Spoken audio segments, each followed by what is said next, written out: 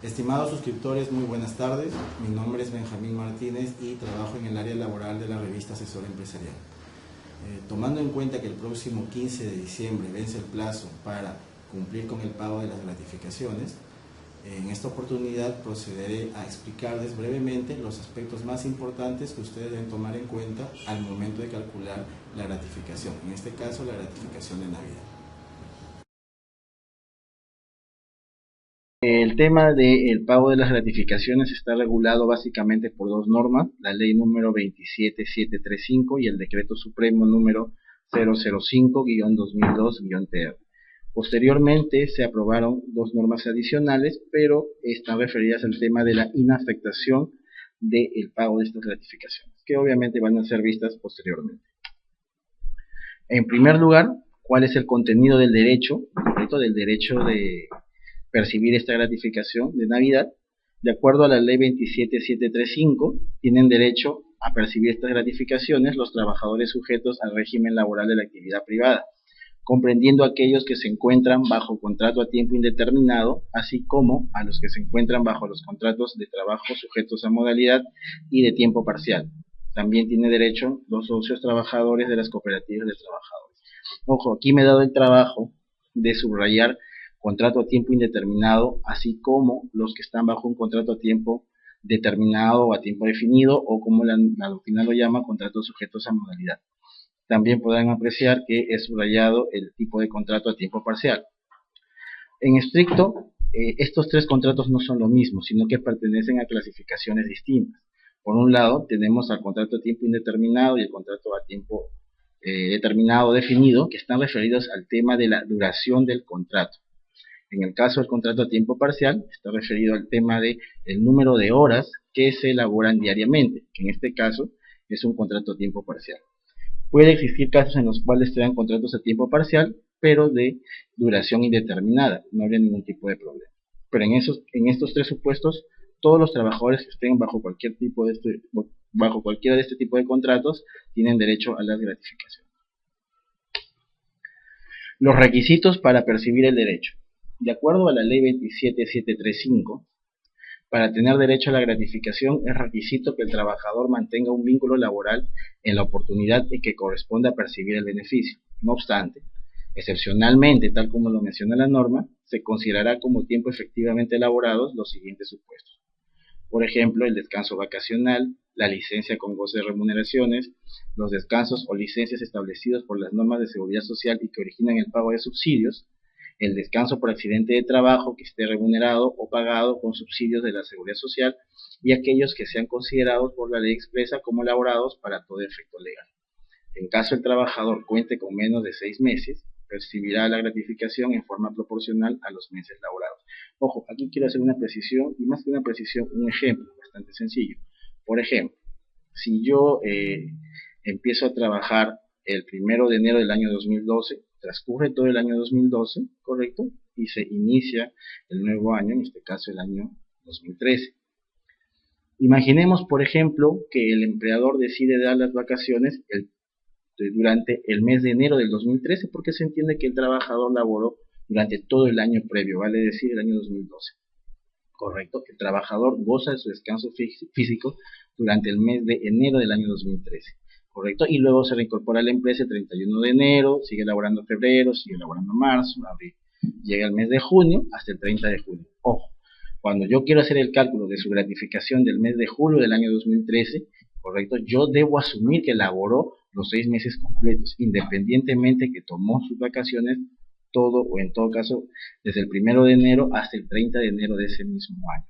¿Por qué? Porque precisamente la norma precisa o señala que el descanso vacacional, si bien es un periodo en el cual el trabajador no laboró, se va a considerar excepcionalmente como elaborado para efectos del cálculo de la gratificación. Ojo con ese tema, con ese detalle, porque es muy usual y es muy recurrente en las consultas que al trabajador lo hacen laborar hasta el 31 de julio y recién ahí, correcto, proceden con el pago. Puede sonar a broma, pero efectivamente recibo consultas así. Así que tengan mucho cuidado al momento de considerar como efectivamente elaborado el descanso vacacional.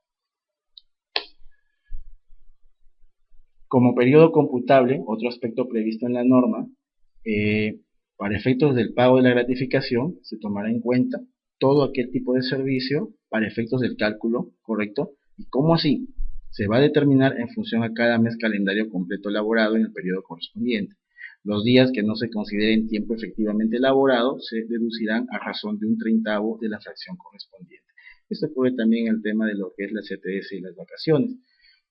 En todo caso, como ustedes podrán advertir, ya se entiende que son profesionales que elaboran cierto tiempo en el cálculo de lo que son beneficios laborales, tanto lo que son las gratificaciones, las vacaciones y las CTS comparten una naturaleza de beneficio laboral. Como cuarto punto, el monto de la gratificación. De acuerdo a la norma, la ley 27735 y su respectivo reglamento, el monto de cada una de las gratificaciones es equivalente a la remuneración que percibe el trabajador en la oportunidad en que corresponde otorgar el beneficio.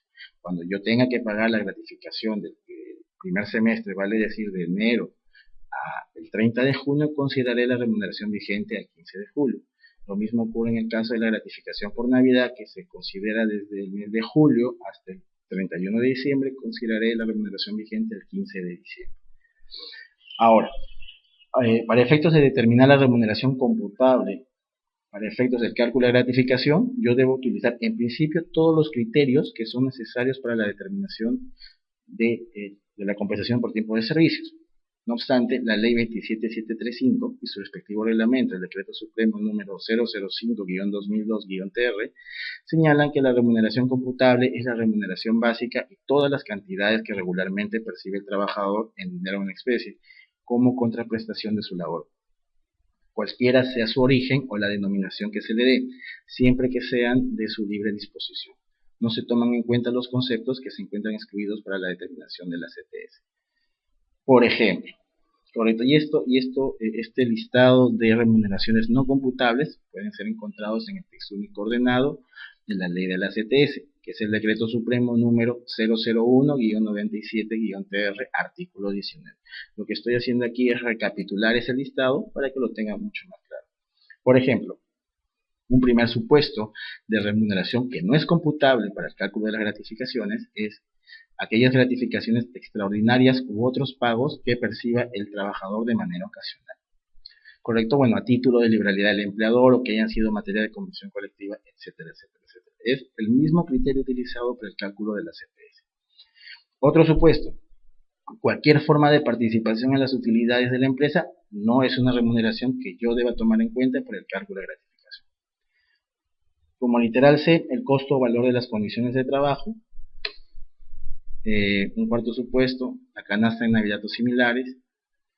El inciso E del artículo 19 de la ley de la CTS o del texto único ordenado de la ley de la CTS hace mención al valor de transporte siempre que esté supeditado a la asistencia al centro de trabajo y que razonablemente cubra el respectivo traslado. Ojo, también es un tema bastante recurrente en las consultas, el hecho de que hablan movilidad de manera general, lo cual en estricto no corresponde, porque una cosa es la movilidad que me permite a mí como trabajador dirigirme desde mi trabajo a todos los puntos a los cuales me puedan destacar, ¿correcto? Y otra cosa es el transporte, que es el monto de dinero que mi empleador me otorga para efectos de trasladarme desde mi centro desde mi hogar, a mi centro de trabajo. Eso es básicamente la diferencia. En este caso, la norma señala que tiene que estar supeditada a la asistencia del trabajo y que razonablemente cubre el respectivo traslado, obviamente.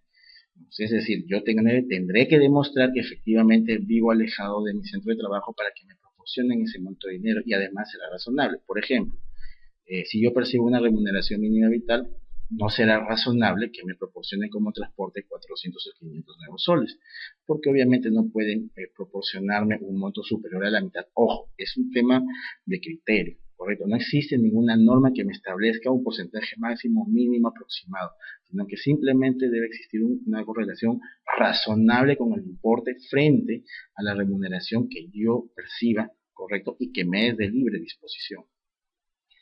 Otro supuesto de remuneración no computable es la asignación o bonificación por educación, siempre que sea por un monto razonable y se encuentre debidamente sustentado. El claro ejemplo es el monto que yo le pueda otorgar a mi trabajador para los útiles de su hijo. Obviamente tiene que estar debidamente probado.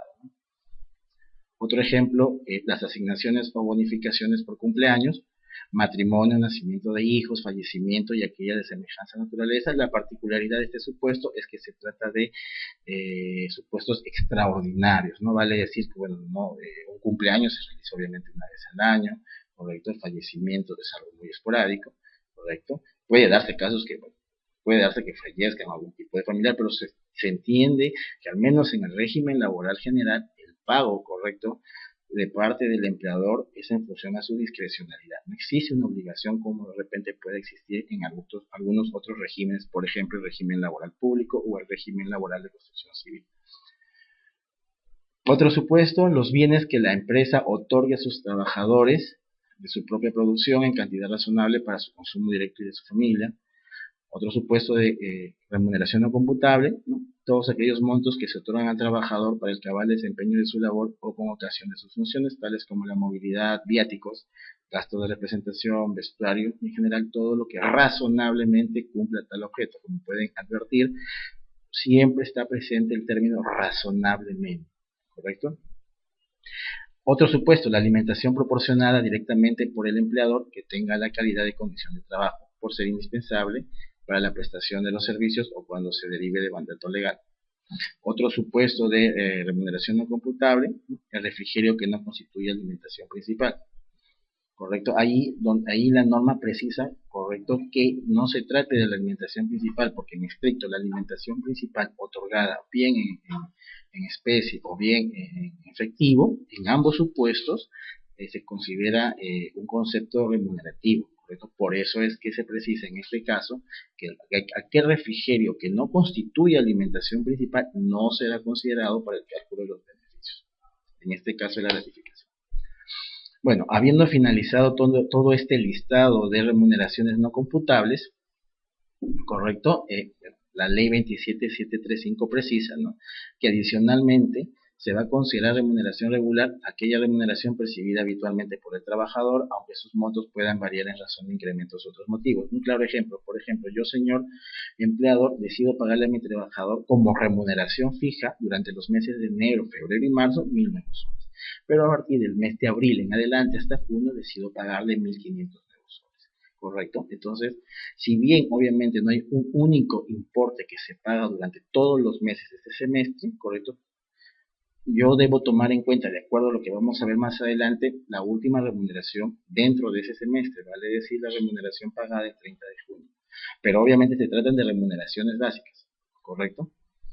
Ahora, tratándose de remuneraciones complementarias de naturaleza variable o imprecisa, se utiliza el criterio previsto para el caso de la CTS. Un clarísimo ejemplo de esto son las horas extras. En este supuesto, correcto, para yo proceder a considerarlo dentro del cálculo de la gratificación, deberé verificar si cumple con el requisito de regularidad, que consiste en lo siguiente. Yo voy a considerar a las horas extras siempre y cuando hayan sido pagadas en 3 oportunidades en adelante. Puedan ser consecutivas o pueden ser de manera alternada, ¿correcto? Para su incorporación de estas horas extras, yo debo sumar los montos percibidos y el resultado dividirlo entre 6. Pero ojo, yo debo dividir ese resultado entre 6 siempre y cuando el trabajador haya ingresado, ¿correcto?, durante todo el semestre. Vale decir, por ejemplo, en el caso de la gratificación para el mes de julio, y si mi trabajador ingresó el 1 de enero, correcto, y percibió horas extras, por ejemplo, en marzo, abril y mayo, yo sumaré los 3 importes y los dividiré entre 6. Pero ¿qué sucede, por ejemplo, si ingresó en marzo, correcto, de este año, y bueno, si marzo, abril, mayo y junio, correcto, en todos los 4 meses percibió las horas extras?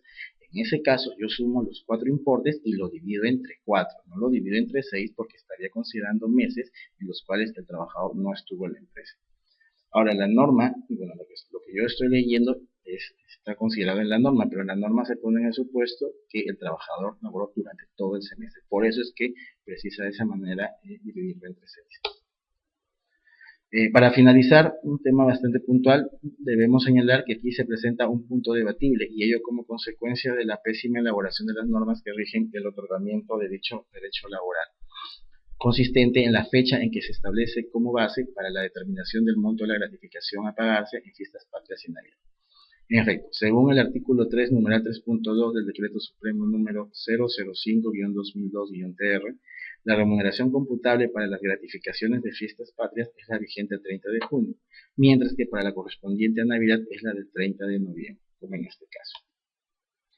Bueno, con respecto a este punto, consideramos que esta disposición no debería ser aplicada por cuanto se trata de una evidente transgresión a lo postulado por la Ley 27735, a la cual regula. ¿Por qué? Un principio básico que rige la aplicación de la legislación en el derecho es que un reglamento no puede disponer más allá de los límites establecidos por la ley que lo regula. En este caso, este supuesto sí ocurre, toda vez que la ley señala que se tomará en cuenta la remuneración vigente al momento del otorgamiento, vale decir, la vigente al momento en que se configura el supuesto que permite el otorgamiento de las gratificaciones. Esto es la vigente al momento en que se cumple el semestre. Por ejemplo, en el caso de la gratificación, correcto, de fiestas patrias, yo considero la remuneración vigente al 30 de junio. Pero en el caso de la gratificación por Navidad, yo considero la remuneración vigente al 30 de noviembre. En el primer caso, es bastante sencillo de advertir, es que yo considero la remuneración o la última remuneración del semestre. Pero en el caso de la gratificación por Navidad, yo considero la remuneración vigente no del último mes, sino del quinto mes. Obviamente, ahí lo que se debería tomar en cuenta es la gratificación vigente al 31 de diciembre, pero obviamente por cuestiones de técnica jurídica se asume que se toma en cuenta la remuneración al 15 de diciembre. Otro supuesto que se considera es la remuneración principal imprecisa.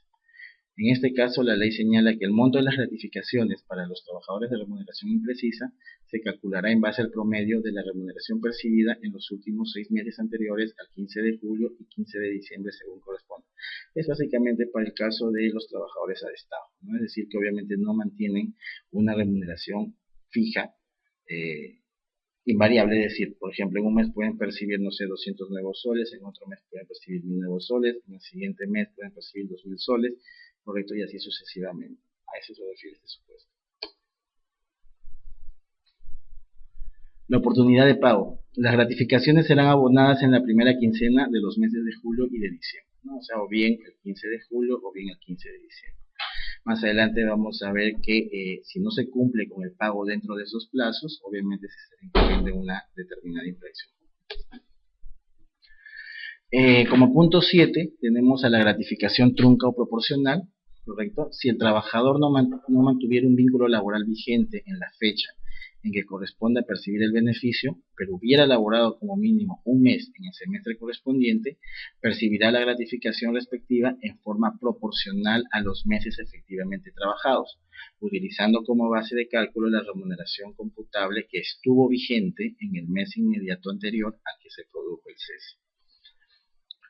La gratificación trunca se paga conjuntamente con todos los beneficios sociales dentro de las 48 horas siguientes de producido el cese. Se entiende que obviamente cuando una vez finalizado el vínculo laboral, no solamente las gratificaciones, sino también las CTS y las vacaciones deberán ser cancelados dentro de las 48 horas de finalizado o terminado el vínculo laboral. Como siguiente punto, algo que durante estos últimos días ha estado en boca de todos y que bueno, ha generado algún tipo de confusión, es la inafectación a las contribuciones, ¿correcto? Pero antes de continuar con ello, para un tema bastante pequeño, bastante corto, el tema de la incompatibilidad para la percepción del beneficio. En este caso, la ley 27735 manifiesta que es incompatible percibir gratificaciones con cualquier otro beneficio económico de naturaleza similar, que con igual o diferente denominación se reconozca al trabajador a partir de la vigencia de dicha ley en cumplimiento de las disposiciones legales especiales, convenios colectivos o costumbre, en cuyo caso deberá otorgarse el que sea más favorable. Ahora bien, en el caso de las gratificaciones a pagar en los regímenes laborales especiales, obviamente yo he considerado solamente 4 supuestos, pueden existir otros más, pero por lo pronto estos son los que tienen mayor relevancia. En el caso de la pequeña empresa, los trabajadores de la pequeña empresa tienen derecho a 2 gratificaciones, pero cada una de ellas equivalente al 50% de su remuneración. En el caso del régimen agrario, la ley de promoción del sector agrario no prevé el otorgamiento de gratificaciones tal como ocurre en el régimen laboral privado. correcto, sino por el contrario, establece que dichos beneficios laborales les serán entregados al momento de su pago diario. En efecto, según el artículo 7 de dicha norma, los trabajadores del sector agrario tendrán derecho a percibir una remuneración diaria, siempre y cuando laboren más de 4 horas diarias como mínimo. Correcto, actualmente la remuneración mínima diaria es de 29 soles con 26 céntimos en promedio. Ahora, de acuerdo a lo que leí previamente, correcto, esa remuneración diaria ya contiene no solamente el pago por su trabajo efectivo, sino también el pago de las CTS y de las gratificaciones. Por eso, es que cuando llegue el 15 de julio o cuando llegue el 15 de diciembre, ustedes no tienen que efectuar ningún pago adicional porque ya previamente le han estado pagando de manera diaria o de manera mensual, como quieran verlo. En todo caso, ya le han ido pagando de manera anticipada dicho beneficio laboral. En el caso de construcción civil, los trabajadores de construcción civil percibirán como gratificación, correcto, un equivalente a 40 jornales básicos, siempre y cuando el trabajador haya laborado en una misma obra los 7 meses o 5 meses anteriores completos. En el caso de la gratificación por fiestas patrias, deberán haber laborado 7 meses completos para tener derecho a una gratificación ascendente a 40 jornales básicos. En el supuesto de la gratificación por Navidad, deberán haber laborado los 5 meses completos para tener derecho a la gratificación, ¿no?, con ese mismo importe. Finalmente, en el caso de los trabajadores del hogar tienen derecho a una gratificación por fiestas patrias y por Navidad, correcto, equivalente al 50% de su remuneración mensual. Esto es algo similar o igual al caso de los trabajadores de una pequeña empresa. Ahora sí, el tema de la inafectación de las gratificaciones durante el año 2013 hasta el próximo año 2014. Mediante la ley 29351 y el decreto supremo número 007-2009-TR, se dispuso que las gratificaciones por fiestas patrias y Navidad que se pagarían durante los años 2009 y 2010 no iban a estar sujetas a aportaciones, contribuciones ni descuentos de índole alguna, excepto aquellos otros descuentos establecidos por ley o autorizados por el trabajador. En ese momento también se estableció que el monto que abonaban los empleadores por concepto de aportaciones de Seguro Social de Salud o EPS con relación a dichas gratificaciones debían ser otorgadas de manera directa a los trabajadores bajo la modalidad de bonificación extraordinaria de carácter temporal, no remunerativo ni pensionado. Esto fue en un primer momento, ¿correcto? Pero posteriormente esta inafectación fue extendida por la ley 29714, correcto, y la extendió hasta el 31 de diciembre del próximo año 2014, correcto.